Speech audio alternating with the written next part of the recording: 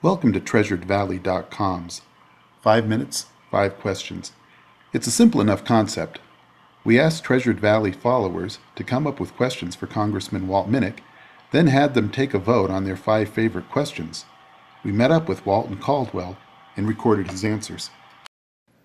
Now, as it turns out, we weren't the only ones interested in talking with Congressman Minnick. Also there, recording a segment for the Jim Lehrer News Hour, was health correspondent Betty Ann Bowser. So we got to get our pictures taken with her. Question number 1. Are there circumstances or conditions under which you would vote for a health care reform bill that includes a public option? If so, what might those circumstances or conditions be? If you wouldn't vote for a bill under any circumstances, why not? I think the most important criterion for me with respect to a health care bill is that it be paid for. And that's what the President has asked.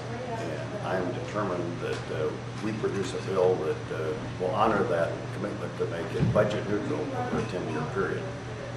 Whether it contains a public option or not, I don't think a public taxpayer-owned insurance company is necessary in order to keep the market competitive, enhance the number of consumer choices. I think you can do the same thing by having the government establish the rules with respect to what has to be in a comprehensive, affordable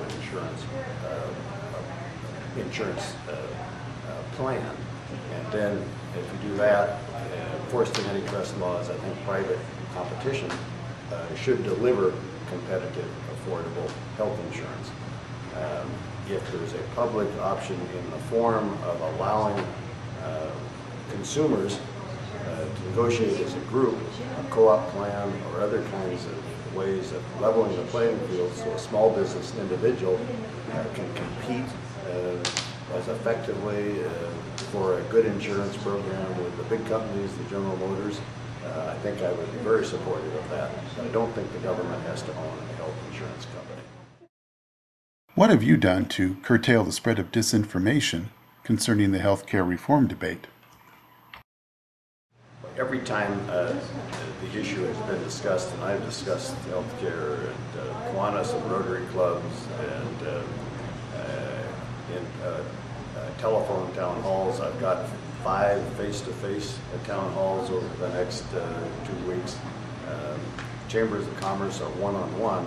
Anytime anybody has brought up one of these slogans or statements about euthanasia or any of the other falsehoods that are used by people to discredit or to support health care, I have tried to set the record straight, state what is in the legislation, state what I'm confident will be in a final bill, so that we can debate health care based on the terms of what we'll actually have to consider and not these myths that are flying around the internet.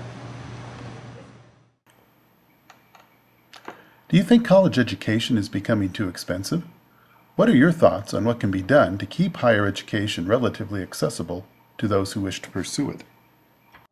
I think making college education more affordable should be perhaps the most important single policy objective of government, because if this country is going to be competitive in the 21st century, we have to have innovation, we have to have intellectual capability, and we have to have an educated population. And I think the President's objective that he stated in the State of the Union, that we want to have a higher percentage of our population have college degrees than any other industrial nation, is right on. In order to achieve it, we're going to have to increase the number and size of scholarships. We are going to have to increase loan programs. We are going to have to increase support of college research and grants to higher education, so that we can bring down the cost of the delivery and then make it possible for every American, every child graduating from high school to attend college and get not just a college degree, but graduate degrees, and have the lack of financial capability not be a barrier to our youth getting the best education that their talents and energies can acquire. Congressman Minnick, at the Democratic Convention last March, you stated unequivocal support for the Employee Free Choice Act and received a standing ovation as a result. Since that time, you have made statements that signal an erosion of your certitude on the matter. Do you support the Employee Free Choice Act? If not, what would have to happen to the bill to get your support? What I stated at the talking about is unequivocal support for the right to organize and for people to be able to vote to unionize if they think that that is in their best long-term interest, free of coercion, and after hearing both sides of the argument.